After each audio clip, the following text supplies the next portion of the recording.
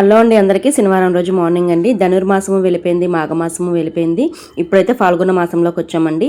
ఏ మాసమైనా సరే స్వామివారికి అంటే విష్ణుమూర్తికి చాలా విశిష్టమైన మాసం అండి. ఈ మాసంలో విష్ణుమూర్తిని ఎంత బాగా పూజిస్తే అంత బాగా మంచిగా ఉంటుందండి. మనకైతే రోజు విష్ణు సహస్రనామం వినండి, కంపల్సరీ ఇంట్లో చాలా మంచి జరుగుతుంది.